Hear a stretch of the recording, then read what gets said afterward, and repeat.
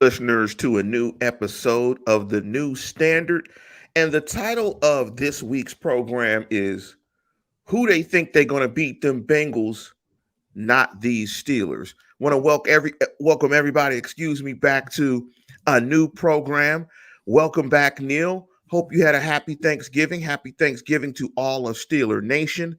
Happy Thanksgiving to everybody out there. Hope you brought it in safely. Neil, how was your Thanksgiving? It's good. It was good. A lot of family time, a lot of football. It's a good time. You got to enjoy this time of the year. There was a time, Lance, in which we got to see kind of the start of a playoff team coming into form. In the NFL, I don't believe the NFL season for contenders really starts until week 11 or week 12. I'm not sure that's the case for the team that we follow now, but it's still a good holiday. I always enjoyed Thanksgiving. Yeah, I had a great time too. We went down to my daughter's soccer showcase, the Silver Lakes Soccer Showcase, and big up to El Cerrito Spurs '06 girls blue soccer team, who finished 1-1-1, came out with a third place finish in the showcase. I thought the girls did very well. So big up to Coach Gina Woodard, and big up to the El Cerrito Spurs Football Soccer Club, and big up to the team once again. Also, want to give a big shout out to a Steeler fan that I met down there during one of the games on Sunday. Big up to Gil and his brother Mike Q, two Steeler fans from Southern California. Thank you for subscribing to the program, and thank you for supporting the show. So big up again to Big Gil and his brother Mikey Q, two big Steeler fans. So big up to you guys. And also want to send a shout out to new show sponsor, the Mims Seed Company. MIMS Seed, spelled as it is, and company. Go to the website, look up Mims Seed Company. They're selling a tutorial package for the holidays. And also, you'll find information about Mims Seed Company on YouTube and in the feed for the podcast. The link is there. So make sure you go ahead and subscribe to that, or just support them and support Mims Seed Company by getting a package and some one-on-one tutorial stuff for this holiday season. And let's jump right into it, Neil. And let me give you guys the rundown. Also, the show can be found on all podcast platforms: Apple, Spotify, Google Podcasts, any podcast platform that's out there, you can find the show. And we're going to jump into this game. We're going to try to stay, because me and Neil were talking about the game as I was driving. And by the way, the commute yesterday was just insane. 12 hours from LA to the Bay Area. It's just nuts. If you know anything about that commute, you know that's super. That's just ridiculous.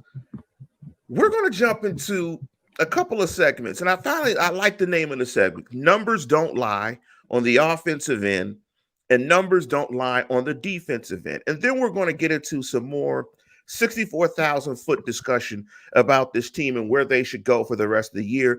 And Neil was like, why the hell are we talking about numbers? They're terrible. They got destroyed. But I want to stay in a certain structure and a certain format, because I think if we stay there, it does describe the game very well. So let me jump into my number and the numbers don't lie segment.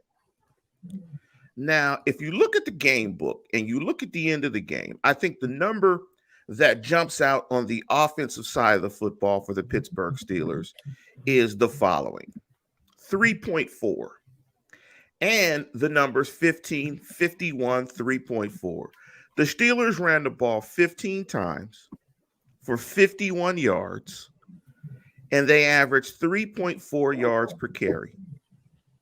Now, when you look at this team, I think where they wanted to go from a philosophical standpoint, I think they wanted to try to transform into a power running football team.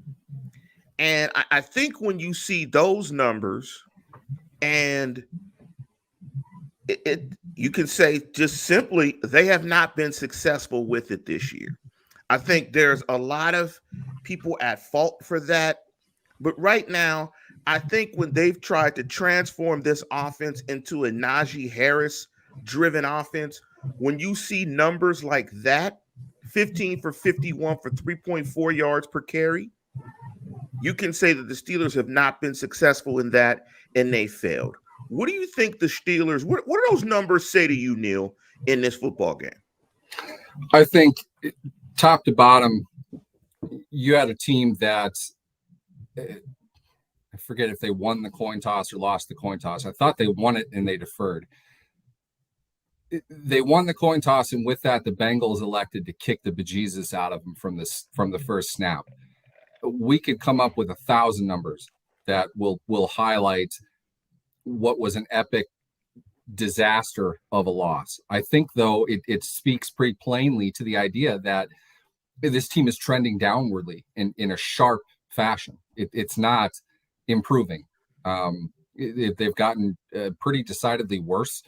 And the last time I think we felt like this was after the first Bengals game, when this team ran a train through Pittsburgh with little to no resistance from the beginning to the end.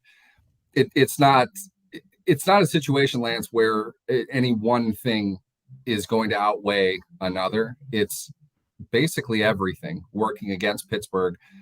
They didn't do anything well in this game. They lost it very early on. I think they went up. The best part of this game for the Steelers probably was holding them to a field goal after Roethlisberger's first turnover with a return that went inside the 5, I think it was.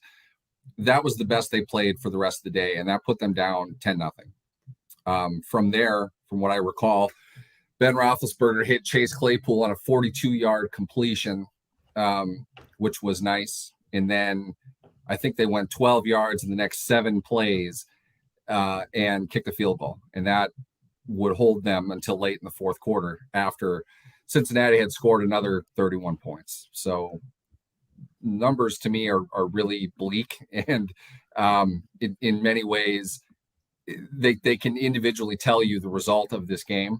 But the bigger picture here at the 10,000 foot level is the Steelers twice in 2 games against the Cincinnati Bengals got completely and totally destroyed. And that's really all there is to it.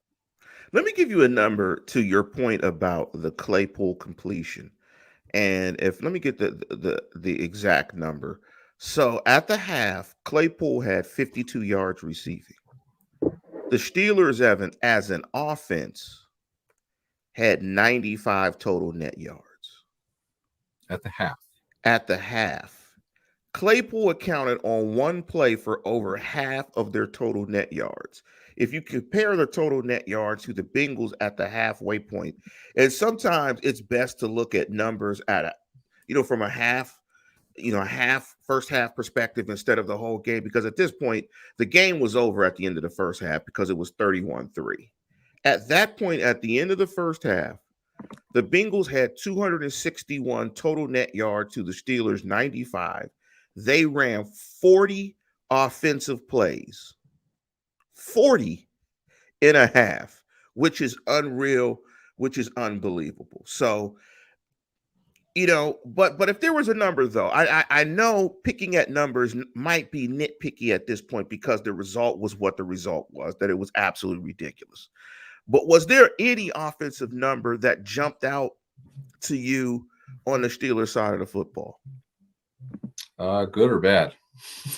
It could be anything. I don't think there were any good numbers. I mean, really, I think what I would say is this: 5 interceptions from Ben Roethlisberger in 2 games against the Bengals this season spells a lot. 4 games prior to that, Ben Roethlisberger did not throw an interception. Right? Or did he? He didn't against the Chargers, did he? No, I don't think he did. He did enough to beat the Bears on Monday night. He didn't play, obviously, against Detroit. I'm trying to remember who was before the Bears, but it was a win. They had a winning streak. It wasn't that long ago. Ben did not turn the ball over. It took Ben all of 3 passes to turn the ball over on Sunday, and that essentially sealed the game. It was over after that. It continued to roll downhill. I'm not putting the entire game on Ben. I am just saying, to a larger point, which we're going to dive into in a bit here, Ben had to play perfectly in every game this season if this team was going to have any chance at all. The first second that Ben was not kind of close to perfect, he had less than perfect performance on the field, they got destroyed, utterly killed. And it had nothing to do with the interception that he threw at the end, which Honestly, if any of you out there played a turkey bowl game on Thanksgiving, whoever it is that was quarterbacking your team looked like Ben when he threw that out pass that Hilton picked off and ran in. That had to be the laziest, least inspired pass Roethlisberger has made all season. I don't care if there were flesh-eating piranhas at his feet. For him to throw the ball the way that he did is absolutely inexcusable. I'm not putting the game on Ben in any stretch. I'm just saying it was that bad all around. That was his second interception in, I think, 4 games. And the 2 of them came in the first half of this one. It was long over before he threw the pass. But it goes to show how thin their margin of error was in this game, in 2 games against Cincinnati, and generally throughout the season.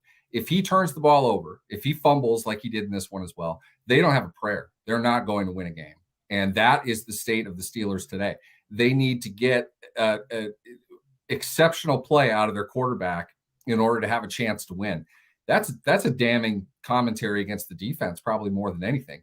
If we want to call what we saw a defensive performance, which I don't think we're going to get to it. We're going to get to horrendous performance on both sides of the ball. But for me, the interceptions spoke to where this team is going, the direction that it's currently on. And I'm not trying to put all of that on Ben, though they were, 2 minus plays for him, I think. They're not going to be able to compete with him playing less than perfect football for the most part. And we saw very quickly into this one why that's the case.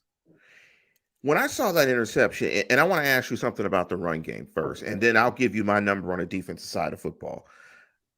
Those interceptions both look lazy. They look intellectually lazy, like he was making lazy reads and playing really slow. But I was really concerned by the first interception. The ball placement on the first interception was really bad. The one he threw to Claypool, I mean, that was really, really, really a bad play.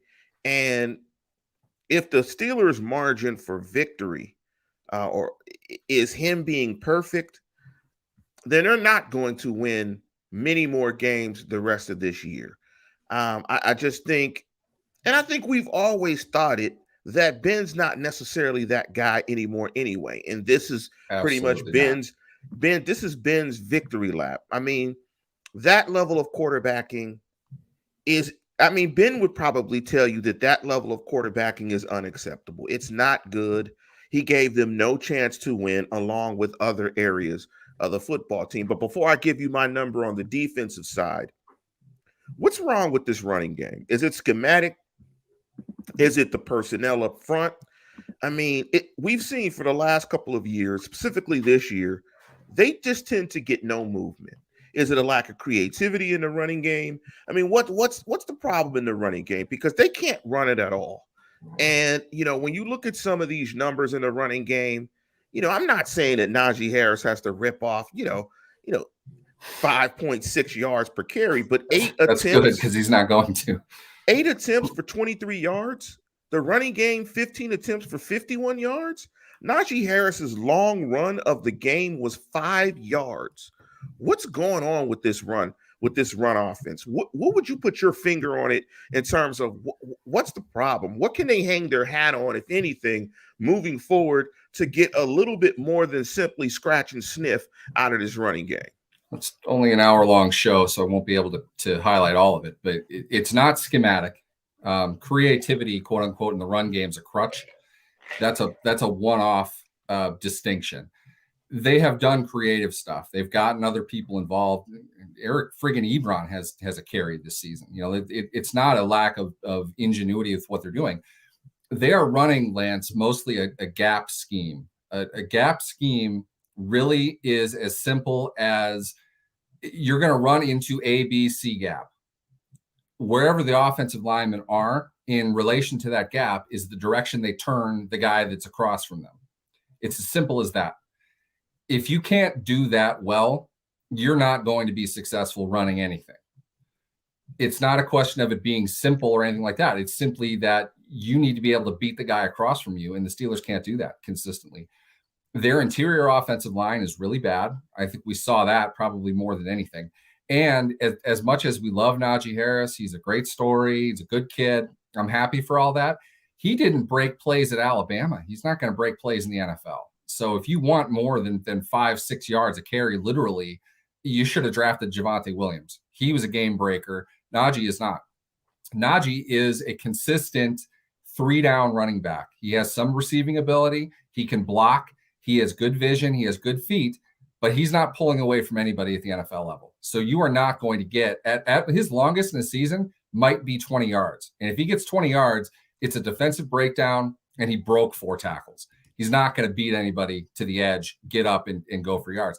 Le'Veon Bell was the same way. Not a game-breaking type of guy. He had the one I remember against the Chargers, not the touchdown run in San Diego on that Monday night game. But before that, I think he jumped over a guy and he broke like 5 tackles and he went for like 50 yards. Najee is not going to make plays consistently that result in, the explosive measure. He's not going to get to 20, 25 yards a carry.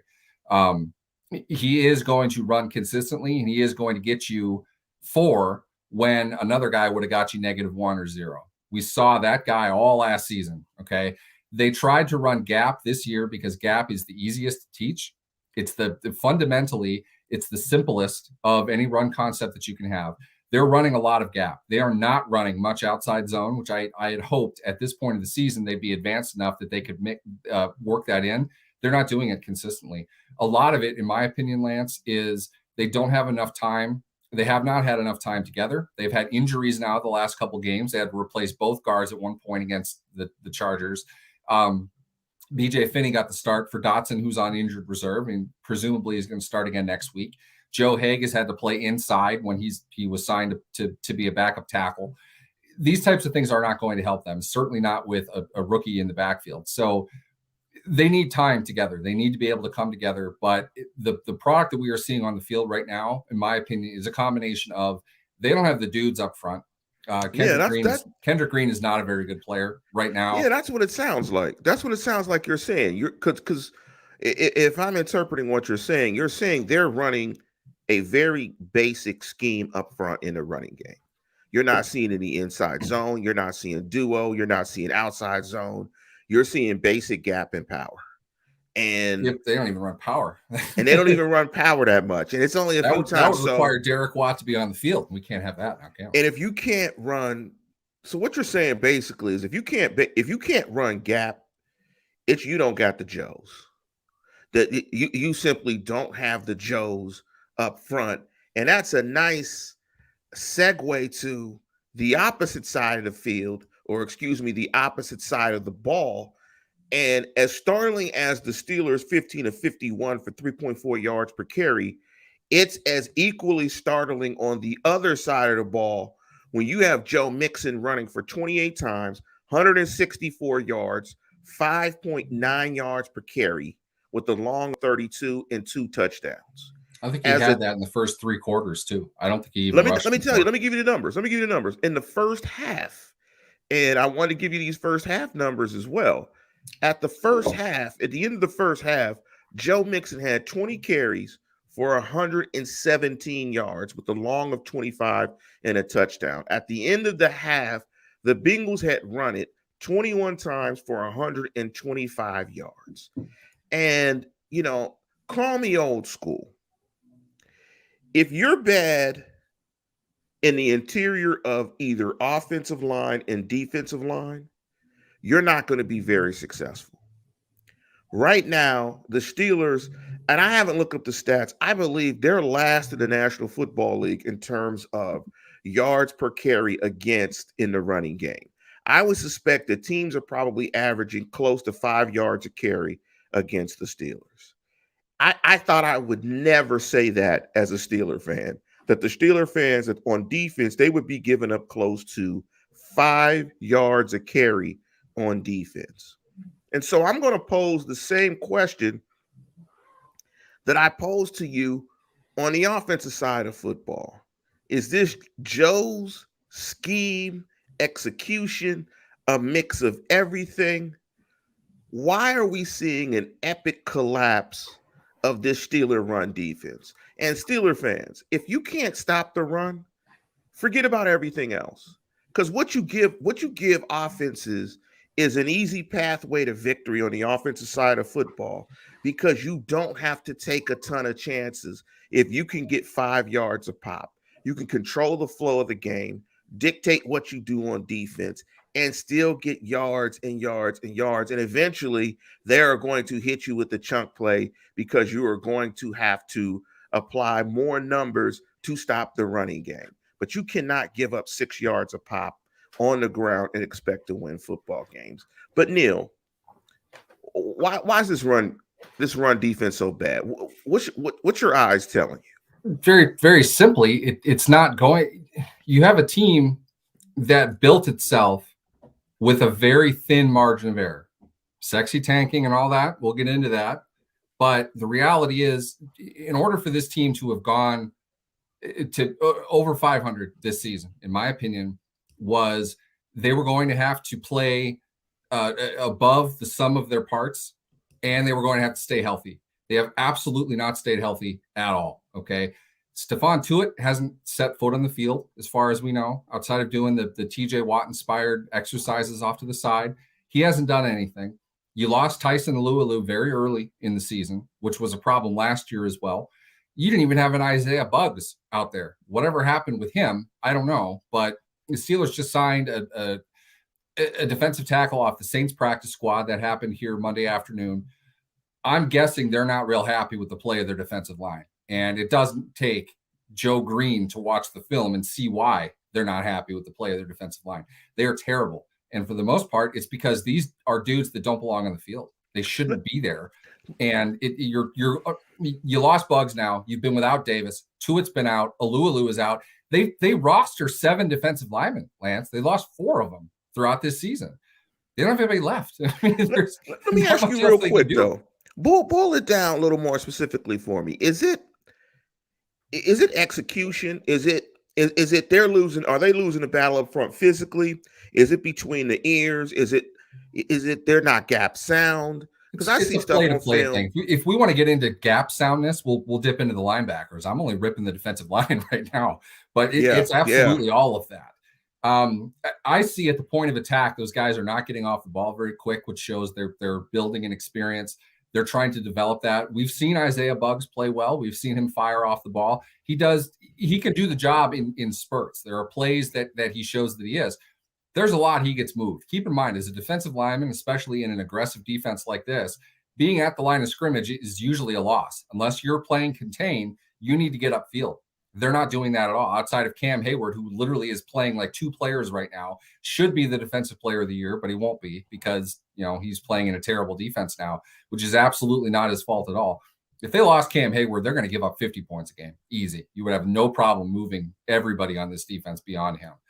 They're not capable of playing this deep into what was already going to be a pretty thin defensive line. I think it could have been a strength if you have Tuitt in there. Hayward's a really good player, obviously. Alualu is a strong player. With those 3, you could have got away with it with little depth behind it, but you're not able to do much the deeper they go. And there aren't many teams that are playing on their 7th, 8th, 9th defensive lineman the way the Steelers are. We've talked about this. Who the hell is Daniel Archibong?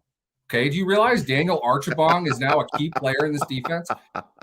Lance, I follow this team religiously. I am embarrassed at how much I follow the Steelers. I literally had never heard of this guy until last week. I didn't even know he was on the team. Okay, never. You're not playing winning football with Daniel Archibong. No offense to him. You're not going to be able to show up and beat a good physical offense like the Cincinnati Bengals. Just prove to you that they are again. You're not doing much. We can get into the linebackers if you'd like, because there are a few problems there as well. They're struggling. Yes, it is a happy Thanksgiving, post-Thanksgiving show. So we will not upset you guys' stomachs with your 7th day of turkey with the play of the inside linebackers and, Devin Bush's play. He's the poster child of bad play on this defense, and there's something going on there, and he's earning every bit of it. But I will say, Steeler Nation is going to be upset when I say this. They're going to continue to let him play because of his draft pedigree, because of his draft status, because of his pedigree, and because of how expensive he was to acquire, where he was acquired. they're going to let him play, but they have to get him right. But it'll be interesting to see what the coaching staff says. But Ben, but Neil, you keep giving me good segues, and I think when you said Archibong, it just says when it It just says to makes you me, laugh to hear. it says to me, and we talked about Ugh. sexy tanking, and I want you to explain sexy tanking again. Should the Steelers just accelerate it? And we were firmly, I think, first we were out here, and because we don't necessarily have the audience of some other shows, but we were firmly out in front of the rebuild. Should they just accelerate that this year? And the one thing you get after every bad loss with Steeler Nation is fire Tomlin, fire Colbert. But let me ask a two-parter. So one, should they just accelerate sexy tanking? And if they do, what does that look for you in terms of the starting lineup? And are Tomlin and Colbert the men to orchestrate or to build, to be the architects of this new Pittsburgh Steelers post Ben Roethlisberger? Okay, I'll make it more clear this time for you, Lance. Daniel Archibong is playing for them. They are accelerating tanking at a rapid pace, and it's not their choice. Guys are dropping like flies. They don't have anybody to play. You're not going to win playing that deep in an NFL roster. Whether your intention is to tank or not, they're not going to be able to do that. I'm going to overview what sexy tanking is, which is really kind of the creation of Lance and I, and a catchphrase to describe what really is a 2-year rebuilding process and plan that the Steelers enacted this season. In our definition, sexy tanking is what they're trying to do to put a product on the field while rebuilding the lesser desirable, less expensive positions that you can acquire with late draft picks to build up for next year when their draft slot is going to be a lot higher and they have 5 times as much cap space available to go out and sign premium guys at premium positions. I'm not trying to put anybody down that they signed this year. I have no particular issue with Najee Harris. I can understand why he'd be the 24th overall pick of a draft. I could also see him going in the second round. They needed somebody to help build up the infrastructure so when the marquee guys that they're really going to count on, which is an easy way to say a quarterback next season or beyond that, they have in place to be able to take care of that. They did not have the cap space last season to do much about the problems that we are seeing and gnashing our teeth about today. Okay. They did not have the room to sign anybody better. That also happened. The cap reduction, which is unprecedented in the NFL beyond lockout years, the cap reduction happened at the same time Maurkice Pouncey retires. So I don't know how good Pouncey was last year. I'm pretty sure he's better than Kendrick Green, though. Pouncey retired and put $6 million dead on their cap, which was stretched thin as it is. They had to find a starting center. They went and got one. 3rd round pick, but you also needed a starting tight end because your tight ends were maybe the worst position group in the NFL last season. I'm not exaggerating by that. Had to get a tight end. I'd say the running backs. If there was a worse position in the NFL last season, it was the Steelers running backs. Needed a running back. Whatever combination you want to have, they've got a great deficiency. If all 3 of their first picks have to start, they've got a great deficiency at one of them. Okay. That's what we're seeing right now. Is center more important than tight end? I don't know. I'm not going to bore you with that. Bottom line is those are positions you address with the picks that they made when they're trying to build up to something else. Okay. For them to tank anymore, honest, I don't even know how far they are from the bottom, but you're not going to win with that defense right now. And you're going to see it next week when Baltimore runs a train through them because they've got a get back game coming for Pittsburgh. They need their offense to move better than it has been. They need to run the ball better than it has been. All they're going to do is run on Pittsburgh next week. I can guarantee that. And if it's Montavious or whatever his name is, the guy from the Saints, they just pulled another practice squad player off who probably gets a helmet next week. I'm assuming Isaiah Buggs is hurt. Maybe he's going to go to injured reserve as well. Carlos Davis hasn't played.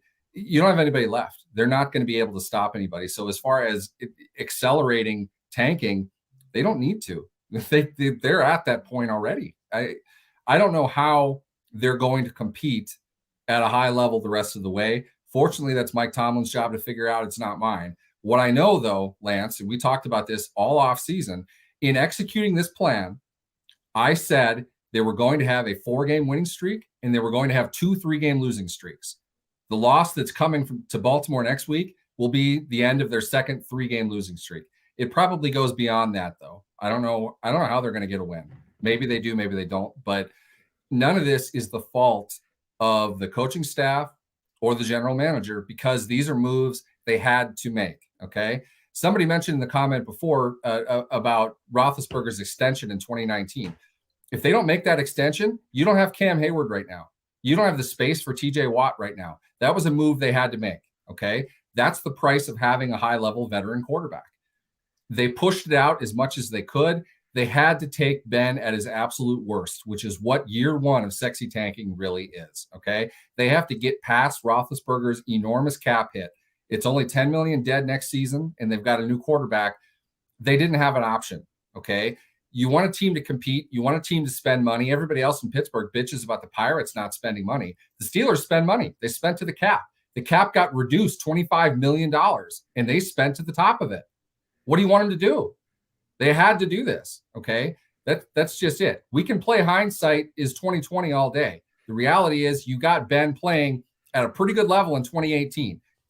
No idea that he was going to get hurt 6 quarters into 2019. And things went downhill from there. All right. Okay. It did. I don't know what else you wanted them to do, though. They were not in a position to take a good quarterback.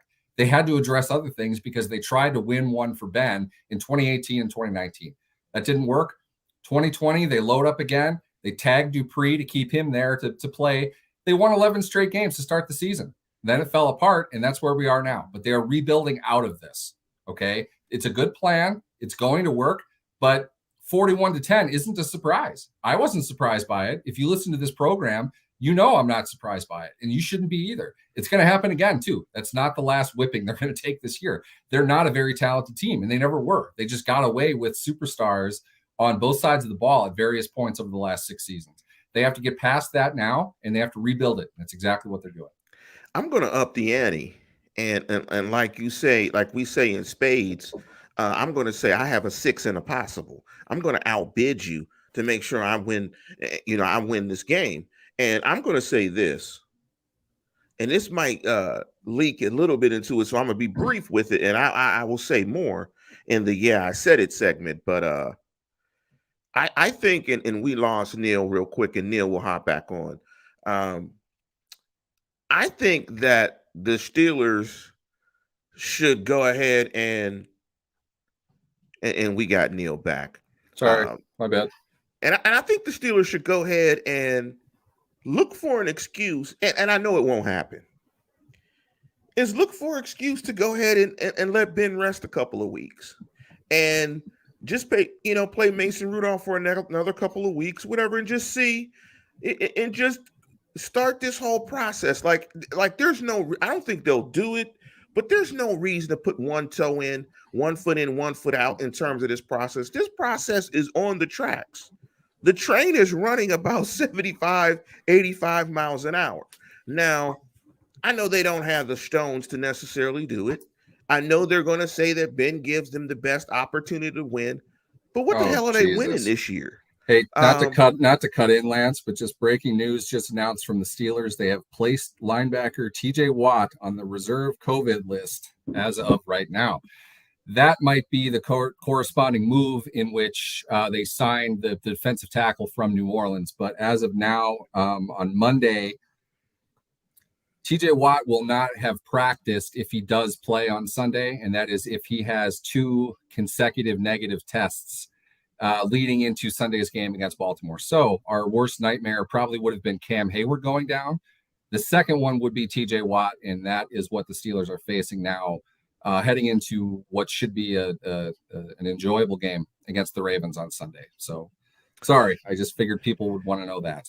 Thank you for that breaking news. And that doesn't make the task any easier on Sunday, but I think it can make the decision of getting along with this a little bit easier. The Ben Roethlisberger you saw on Sunday, I'm going to be honest, is no different from Mason Rudolph. No different. Not at all. Right now, there's a difference between the two, but it's not big. It's not, I mean, let's just get on with this. I mean, I think they have a good idea of what Mason Rudolph is, but let's just get on with this. Let's let Mason Rudolph play the rest of the season, in Matt Canada's offense to see, to put an icing on the cake as to, is he the bridge guy? But I don't think the Steelers will do it. Just let me ask you, what are you looking to gain from that? How have they not evaluated Mason Rudolph upwards, downwards, sideways, 10 ways from Sunday by now? How have they not found out about Mason Rudolph yet? That's a bigger problem in my mind. Let me give you what I think, what they can find. I don't think they will find it, but they could find it. What they've found is exactly who Rudolph is. They know. Yes. I hope they better know. Yes. We know. Yes. Now, but this can happen because we've seen it happen with sports. It can happen, albeit the chance is very small. There is a possibility he could put together solid football throughout the rest of the season. Now, when I say solid, I'm not saying he could be good. I'm not saying run Mason's off. He can run Canada's. I'm not saying being a Pro Bowler. I'm saying being they already have a non-Pro Bowler quarterback. Why are they making a move to another one? See, but here's the reason. The non-Pro Bowl quarterback that they have will not be their quarterback next year. And if Mason Rudolph is the bridge player that they're going to have as their quarterback next year, they need to get to it. He needs reps, whether they're good reps, bad reps. There's no reason to delay this. Just get to it now. The real thing, though, is the fact that I understand what you're saying. Logically, that makes sense. Ben did not take a pay cut. And whether we like it or not, okay, we can continue to complain about the extension he signed in 2019 because he's not the same player in 2020, as if that's a relatable aspect of all this. Ben took a pay cut, which reduced his cap number, which the team needed him to do. He took the pay cut. I promise you, there is no way. Ben did not say, if I'm doing this, I start every game that I'm playing, that I'm healthy enough to play. Okay. You don't bench me in any game. I'm playing all of this all the way through. Okay. Then I will take less money than I'm contracted to make. That is the only reason he did it. We get into that part of it. You can't do that. I mean, it's that simple. And the end result of seeing more of Mason Rudolph, a guy with 10 NFL starts over the last 3 seasons, shame on you for not knowing who Mason Rudolph is at this point. And for the inevitable, what about Dwayne Haskins? You saw plenty of Dwayne Haskins in Washington. You saw him when he had the opportunity to at least make an argument to compete with Rudolph next season for the starting job in the preseason. And Haskins somehow was worse against the taxi squatters of the Carolina Panthers than Rudolph has ever been in his career. Okay. Haskins is a dog. He's not a player. You're not getting anything from that guy. He hasn't earned anything. At the same time, though, I'll say this. Ben's not going to make it the rest of the way without injury. Okay. Rudolph's going to get another start this season. I can almost guarantee that. And I think they know that. He already has one. You got a good sense of who Rudolph is. Okay. They scored 16 points with Rudolph. He missed a lot. He's not any good. Okay. Well, how about it's this? That simple. How about this? You don't have an answer at quarterback next year. Mason Rudolph is going to be probably your bridge quarterback next year. Because you know that, because you gave him the extra year and at the cost of it, play him and try to get him better, right? He needs to play football. And that's where the Steelers are. And Grayson said it. The Steelers are in a lose-lose situation. And to the point of bringing him back and him taking the pay cut, and because of that, he says he has to play. I'm going to give you 267 million reasons why. I don't care. He's gotten $267 million from the Steelers. And this is kind of leaking into I said it. But, I mean, he's gotten $267 million. He has been paid handsomely for the work that he has put in and what he's provided to the Pittsburgh Steelers. I understand who he is, what he means to the organization. I get all that. But he's gotten $267 million. How about I don't think you need to answer this. Do you think, let's say on one plane of existence, Mason Rudolph is their bridge quarterback next season? What if they have the opportunity to get a veteran quarterback on the market? Would you look into that? Hell yeah. Okay, so what if that Absolutely. veteran? Name one. Name one that it might be. Pick one. Doesn't Andy matter what. Dalton. I'll Andy pick Andy Dalton. Dalton. Andy Dalton goes and talks to Pittsburgh, who's really interested in bringing him in. Hey guys, didn't you screw Ben?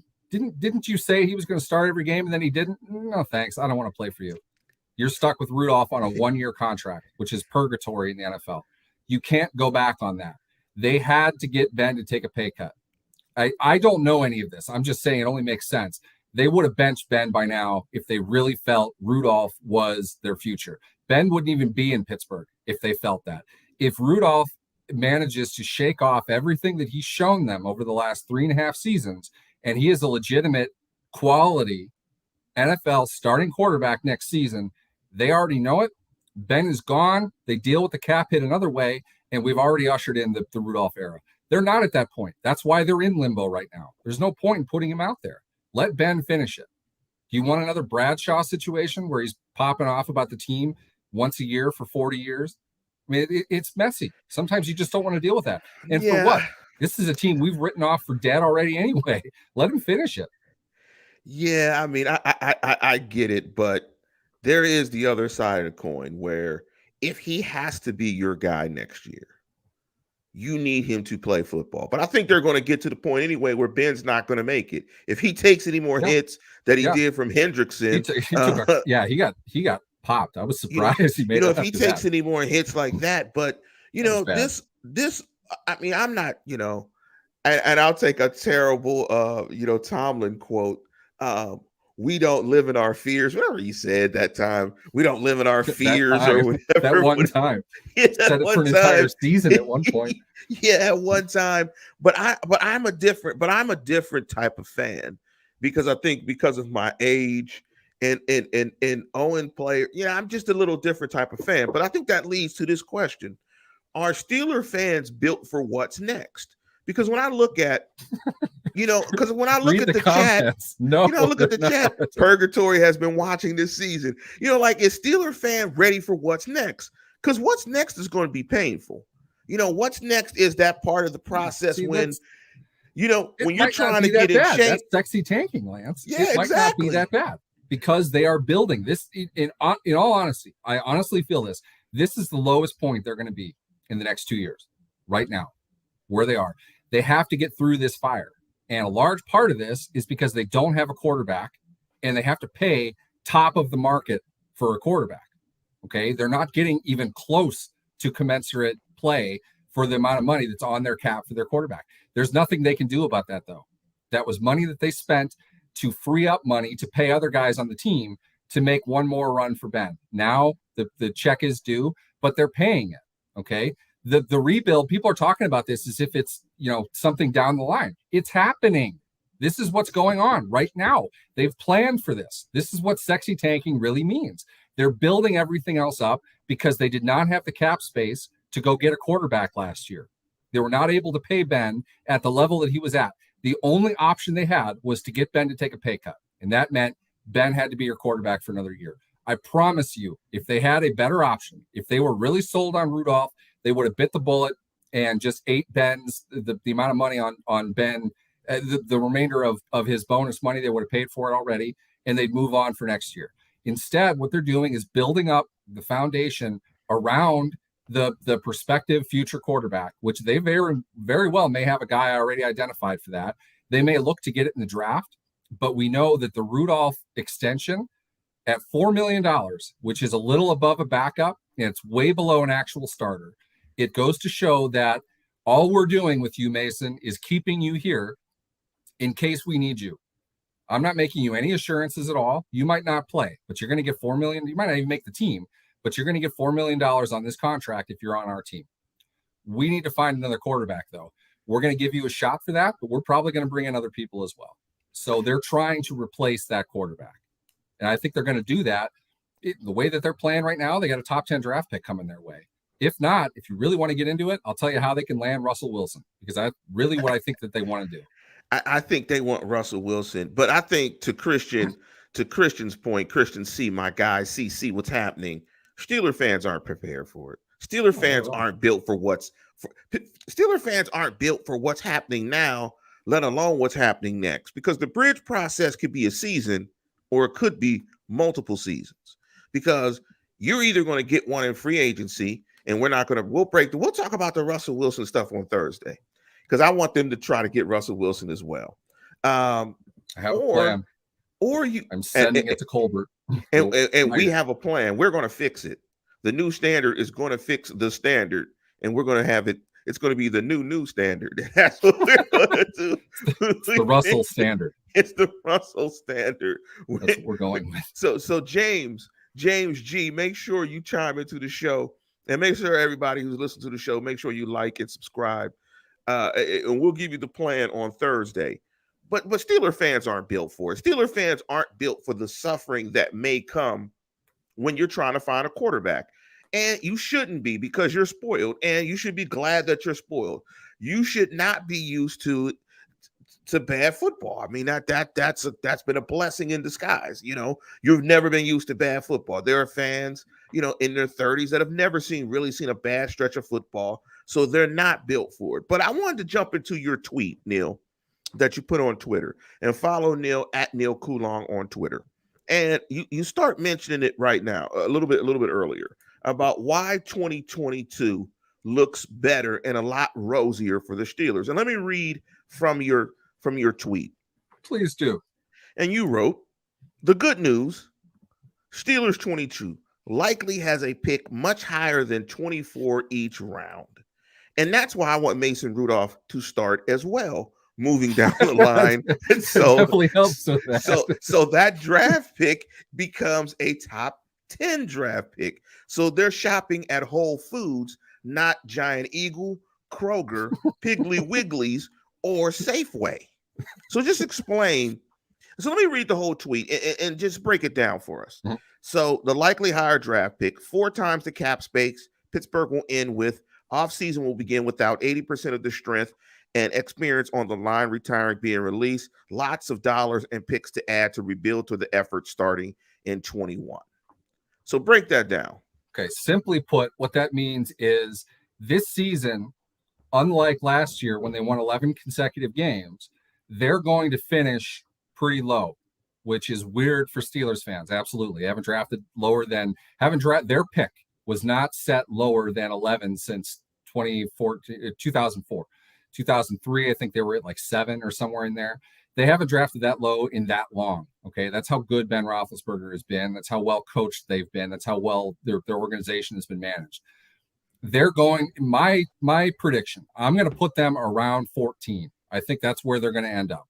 Okay, at 14, 13, probably somewhere in there. The tie messes things up a bit. The 17th game messes things up. I need 9. Maybe. I need I'm 9. I'm not ruling that out. I think it's 6, 10, and 1 is probably going to be 10 or 11, I would guess. So one more win, they're there.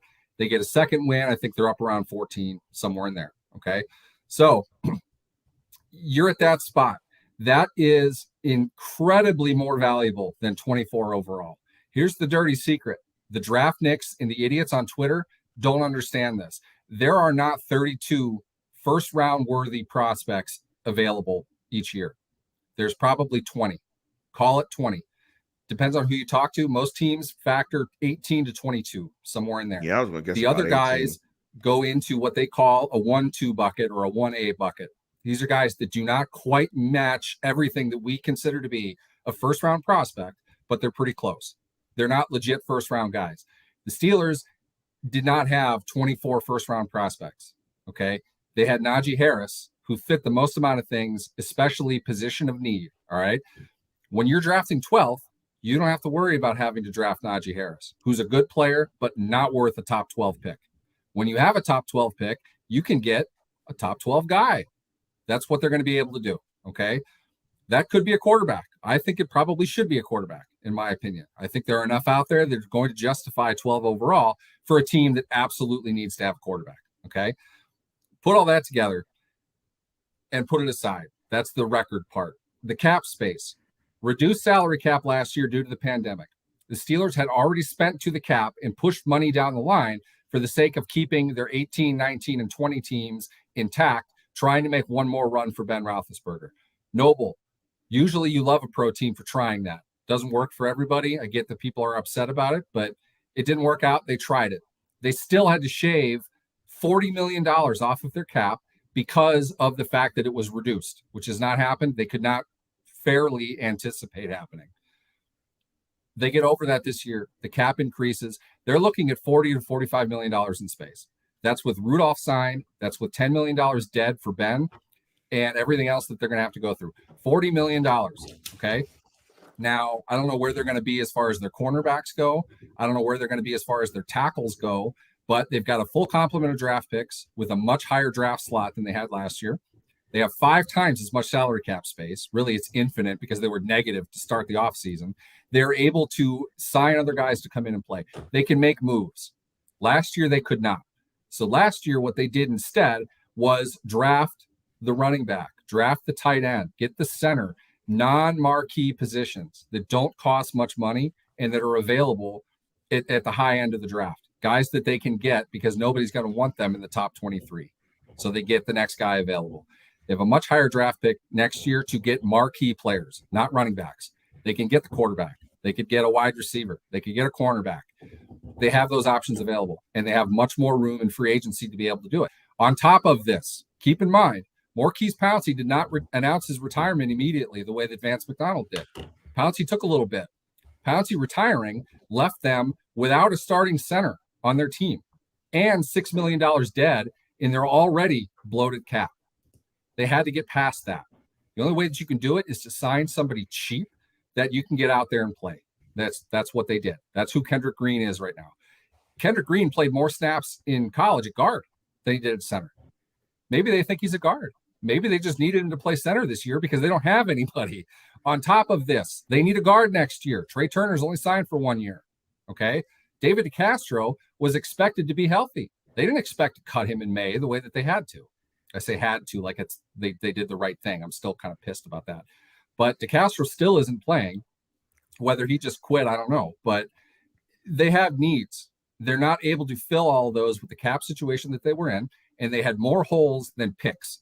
They already have 5 rookies. 5 rookies. You remember the time, Lance, when rookies didn't play in Pittsburgh? 5 rookies play on this team. Okay? That's by design. They need to get the younger guys experience to be ready when they bring in the rest of them, the marquee guys, which is next year when they have the higher draft pick and the more cap space. You seeing the trend here? This is all part of a plan. Okay? Let me give you an example. They weren't able to do any of this last year. Let me give you an example, Neil, to your point about the dead money charge. If you look at, and I had it pulled up just right here. If you look at the Steelers' dead money, the dead money number is $27 million. DeCastro. It's Pouncey, Nelson, DeCastro, Vincent, Vance McDonald, Melvin Ingram, Rashad Coward. They have him twice. Cameron Kennedy, Steve Wisniewski, BJ Finney, Raider, Antoine Brooks, Taco Charlton, Jameer Jones. Most of those guys are dirt cheap. The top of it though is but that's 27.8. You go to 2022. The dead money number is 2.5. That's ammunition right there. That's ammunition there. To be fair though, you've got 10 coming from Ben, and I'm gonna guess what is it, 6, I think, for Juju. Those contracts are not going to be counted yet on Over the Cap or Sport Track because they haven't voided yet. They're going. Yeah, you're going to have 10. You're going to have 10. There's another 16 that's coming between Ben and Juju. Yeah, but 11-ish in rollover money. So that's mitigated. They're going to finish maybe $5 million total with dead, and those moves with Juju in particular, but with Ben in particular, those two together were made to get them through this season. I think they saw some value with Juju, and I think they set up a possible extension with Juju, and they still might. It's not off the board yet. Juju is 5.6. Juju is 5.6. Right. So if they were to sign Juju to an extension, each of the years, if you want to pull that up, he's owed something like 1.75 in the prorated 4 years. If they sign him to an extension, though the bonus money that are owed in each of those years goes on to that year's cap. So they could conceivably get Juju. Instead of the 5.7 dead to not have him on the team, they could get a cap number of 6 Yeah, to to keep put him him on on the the team. team. Yeah, yeah, the So I think they prorators. strategically did that to set up an extension for next year, and his valuation went down. So you can get a pretty good bargain on a solid young player if you want to, and that's not going to hurt their capital, not Yeah, beyond what it's already going to be affected by. Yeah, his prorator is 1.4. But let's do this, and I like the way you set this up. And let me jump into the comment from Grayson. This is why I love this podcast. Neil and Lance talk about the real issues and insights average fans miss to understand the nuance of business football. Thank you, Grayson. And He's also, obviously right. yeah, he is obviously We right. know. That's why we like Grayson. We only highlight comments that make us look great. And James Galway said Neil is freaking Gandalf. Yes, he is. Gandalf the Explain that. White. Gandalf Lord the of the Gray or Rings, Gandalf the White. LOTR, Gandalf. Gandalf the Gray, Gandalf the Wizard. Anyway, I don't Do I want to go look into like Gandalf? Is that the thing? No, Gandalf is wise. See, Neil, you're not a sci-fi guy. See, No. you know, I no. know who Gandalf is, just not like real in depth. I know the movie. That's it. I haven't read the If you books. knew who Gandalf was, you would know that that's a hell of a compliment. He's pretty badass. I like Yeah, Gandalf. exactly. He's a wizard. Oh man, he lived. Oh, yeah. He lived like 7 millenniums. He killed that lava thing. That was pretty cool. Got a sword somehow. Not sure how that happened, but let's do this. So, because I don't want to dig into, I've kind of jumped into, I said it, and then I was going to jump into the Steelers don't owe Ben shit, but I get where you're saying. I mean, like if you give a guy your word, the Steelers are as a stand-up organization. They're not going to go behind Ben's back if they basically said, if you help us out, you give us a solid, you're going to play. I get that. I understand that. That's why I know that Ben is going to be carried out on a stretcher this year. I mean, that's what it is. Thunderous applause as he ends his career. Both of those things could happen. Like he might be on it. Not out of the question. He might just, wave to the crowd when he takes a big ass sack, possibly in this Baltimore game, because they're not going to be able to protect. I mean, that. He's getting hit a lot in that Baltimore game. I mean, Wink Martindale's just coming out. Those boys can rush too. Those boys can rush. Yeah, he can't get out the way. He can't move. They're gonna get whacked. But so let's jump into, because you said a lot in terms of the cap space that they're going to have. What position group on both sides of the ball, in your opinion, is the weak link? I'll give you mine. On the offensive side of the ball, I think it's clearly the offensive line, but I'm going to say another position group. I think fans will be surprised. I think it's the wide receiver position. The wide receiver room is not very good. Chase Claypool is a one-trick pony at this point in his career. There, I said it. Let me get going on Chase Claypool. And that trick is not very good. Idiot. Deontay Johnson is their best wide receiver. And no shade to Deontay Johnson. When Deontay Johnson is your number one, you need more wide receivers. So I think clearly, in my opinion, their two biggest weakest spots outside the quarterback position, we know that, is offensive line and the wide receiver position. On the defensive side of football, I think his defensive line is the weakest, and corner. James Pierre is not ready for showtime. He's not ready for showtime. He's the candy bar. He's the Twix, the Snicker, the Mounds, the Almond Joy. He's sexy tanking, Lance. Yes, he is. He's the chocolate treat that you love to eat, and they were eating his ass up on Sunday. Yeah, okay. He didn't play well Sunday. He's put some good film out this season. Pierre is a good young player. He's an undrafted free agent out of Florida Atlantic or wherever. Barely played last season, and that was him coming up as an undrafted free agent from the practice squad to play down the stretch for him, and he's found himself in a role of significance now. He's young. He's a really young player.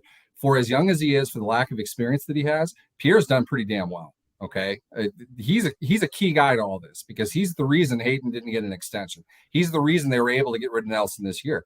You're going to have him dirt cheap at a good level next season and beyond that. So we're happy with that.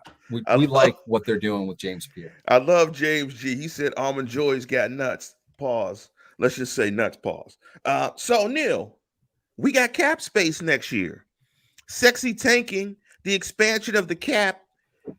And I'm going to guess that you think that Tomlin and Colbert are the correct two gentlemen to be the architects of this new Steeler era past Ben Roethlisberger. Is that a yes for those It's a two yes for gentlemen? me. I've said this before. It's not a coincidence that this team, which has never given their coach and general manager extensions at the same time, has never given either of them extensions in April, gave both of them 4-year extensions in April, which is a length of time that they haven't given them.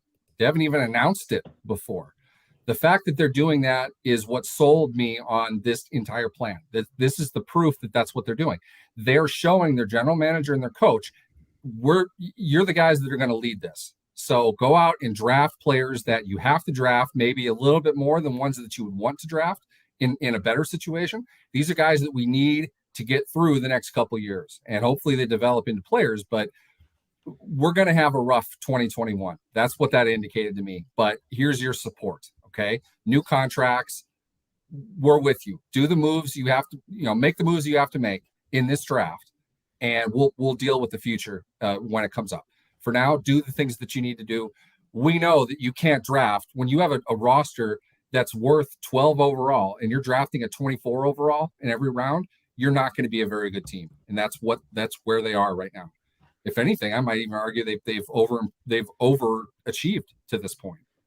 So before you prioritize how you would allocate this, because I'm guessing what I'm guessing is they're going to be a little more aggressive in free agency, because I think what you're saying is, I think what we agree on is, if you don't have the quarterback, bridge or whatever, you have to build your infrastructure.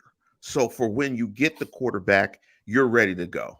Right. Yep. And infrastructure just means the position groups around the quarterback to support the quarterback. So when you get one, you can go ahead and get it. He's in a position to succeed. Just think of this as the reverse of the Jaguars right now. Trevor Lawrence is one of the most fantastically talented players I've ever seen. He doesn't have a prayer on that team to have any kind of success. And they're this is a wasted year. He gets to get out there and play. If they had built up, if they were in position to do that, I'm not blaming the Jaguars for this. This is what happens when you pick number one. You have a crappy team. The Steelers are trying to build up a team so they can bring in a quarterback who doesn't have to be an all-pro for them to have success. I feel like that's the path that they're heading down here. And let me give you the opposite of that. When you have the infrastructure and you bring in the first-round talent, and you have the infrastructure, meaning the players, the coaching, the GM, you have that infrastructure around them, you can have success. And that's what they're doing in New England with Mac Jones. Mm-hmm. They have the infrastructure. New England is the proof of all of this. New England started this last year. Exactly. They did the exact same thing. And look where they are right now. They might be the best team in the AFC. They did the exact same thing. Cam was the bridge. Mac Jones is the future. And they built the infrastructure around them, and they spent a bunch of money because in this last offseason with Judon, because they had it. Because they did not go out and spend a bunch of money in year one. They said 2 years. This is going to take us 2 years. 2 years. And guess where they drafted, Lance? 15. Yes, Mac Jones. Mac Jones is a pretty damn good quarterback. Now, I'll say this. His ceiling isn't particularly high. I think Josh McDaniels is a phenomenal offensive coach. He's one of the best in the game, if not the best in the game. And they've done a great job developing him. They're having success because of that. But in no short order, it's because Belichick saved all of his money. And another rant I'll get into another time, had guys take the buyout to go on COVID to not play for a year, take a year off, and take the money that they weren't spending, add it into their cap, roll it over, and then have this massive, they could have annexed a private island and set up their own provincial government with the amount of cap space they had this past season. And they signed half their team with that. Pittsburgh isn't that far ahead, but they're going to sign a couple starters, maybe one and a quarterback. They're in position to make marquee guys Steelers. And that's exactly what they're planning on doing. That's the whole idea. With that, to me, then you can usher in a rookie quarterback. Then you can to play. I don't necessarily think that'll be what they'll do, but it's a good structure that they'll have in place. Maybe it's a veteran. Maybe it's Garoppolo. I'm saying pay attention. Hey, if you're still listening to us right now, watch on Thursday. I'll tell you how the Steelers can get Russell Wilson. Hey, Neil, that is possible. You are so on the money today after this Thanksgiving, because who else would be the better face to Sexy Tanky than the sexiest quarterback in the National Football League? The only one that I would want more would be, Wilson or Rodgers or, a good quarterback. But if we're really trying to sell it, Garoppolo, shit. He'd be Garoppolo should be in like cologne ads or something. he'd be sexy, and he would sexy tank. So Garoppolo gets guys' wives to watch football. That's what Jimmy Garoppolo is. hashtag gets guys' wives to watch. So before we get out of the show, you're Kevin Colbert. You got $40 million in cap space. Let's just make it 50. Let's just have fun with it. What position groups are you identifying as the groups where you want to allocate some resources to? You want to spend. What position group is number one? Number one, just rank them. For me, offensive tackle. And I say that because Kevin Colbert, and it seems the Steelers organization, doesn't like to draft tackles in round one. They have not drafted an offensive tackle in round one since 1996. Maybe the bitterness over Jermaine Stevens has carried over to this point, but the reality is they haven't done it. They've also found really good tackles in the second round. They found really good tackles in the seventh round, undrafted free agency. They don't have time for that project, though. I feel like the best of both worlds would be to identify a starter in free agency. Now, that comes with, that's kind of tough to do. This is why Matt Filer got 3 years and $21 million from the Chargers, okay? They saw him as a guard, probably more so than a tackle, but it had to be a specific plan for him, just like it was in Pittsburgh. You have to pay that level of money. You better get a player that can play. But you know who the other cheapest tackle on the market was, Lance? Alejandro Villanueva, $8 million a year from the Ravens. Tough to find tackles in free agency, but I feel like there's a guy that's out there. People aren't going to be excited about it, but I'm willing to bet that that's the direction they'll go. We don't know what Zach Banner's deal is either. I guess he just doesn't play. I guess they've just given up on the idea of Banner playing the season. There's no way in the world he's getting his contract next year. They're going to cut him. Chuks Okorafor, maybe they re-sign him. I'm not sure. Do we hate Dan Moore? Do we think that Dan Moore is irredeemable after another training camp period, after an off season in the NFL? I don't know. I think a starting level tackle would probably be what I would identify. So beyond that, though, slot cornerback. Get a veteran slot cornerback. That's what I was thinking, corner. Those two and the receiver, because frankly, I'm looking to trade Chase Claypool at this point. I'm sick of him. Somebody in the comments can weigh in on this. I didn't see it specifically. If he's talking about things that they need to change in practice and he's bringing up music at practice, gone. Get out. Okay, I'm done with him. He's a second round draft pick. He's going to get through his rookie contract. Yeah, just whatever. Fine. If you can deal him. You don't need him. He is the least coordinated, least balanced big receiver we have ever seen. He can't go up and get a ball.